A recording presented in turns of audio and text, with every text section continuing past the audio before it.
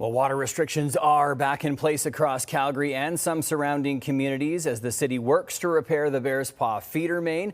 Calgary Mayor Jeromy Farkas joining us this morning. Mayor Farkas, thanks for taking time for us. And I guess if we can just start with this timeline, we've got an estimate of 4 weeks that these restrictions will be in place. How firm is that timeline, and are there factors that could cut it shorter or extend it? Good morning, and thank you so much for having me, and thank you so much for the support of Calgarians as we support our frontline workers, our crews. They are out there doing 9 simultaneous locations, reinforcing the Bearspaw feeder main.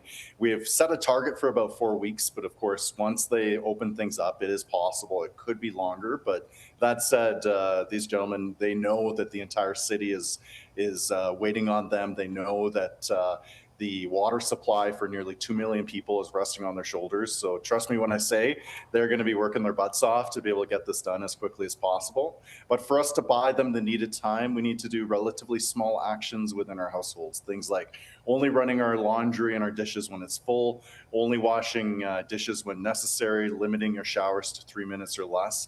Because overall, we only need to reduce our consumption by about 3% to be able to stay in the safe zone. And we've done harder things than this. I know that, and I know that we can get through this too. And Mayor Farkas, there have been challenges with that compliance around curtailing water usage in the past. What is your level of concern around the response? And I guess the question is, what happens if people don't curtail their water use and we don't get it down, that 3%?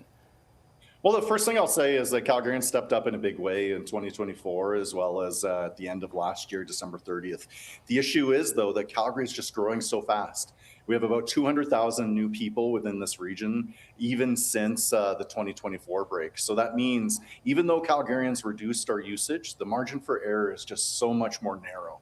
So again, it's relatively small actions that we can take to be able to add up to make a big difference. But, I'll be blunt and transparent with Calgarians. If we do not reduce our water usage, there is a possibility that we could get into loss of life territory. So for example, we want to make sure that we have the pressure in the system to be able to provide adequate flow for fire hydrants for our Calgary Fire Department.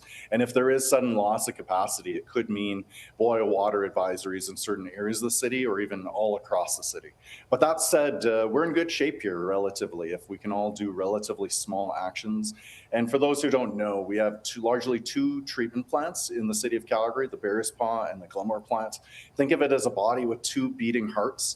When the Bearspaw feeder line is down, that means about 60% of the water can't flow, which means the other heart in the city needs to beat even faster. So the way that we can all work to be able to make relatively small changes, that can add up big time to be able to buy us the time to be able to get this fixed. Yeah, and what can you tell us about concerns and maybe what's in place for area businesses that may be impacted by these repairs?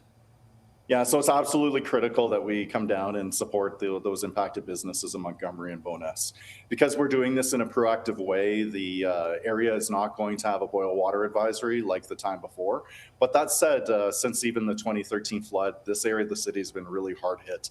We're going to be working around the clock to be able to fix, for the short term, this pipe, as well as getting the long-term replacements. So in one single year, we are replacing this entire feeder line.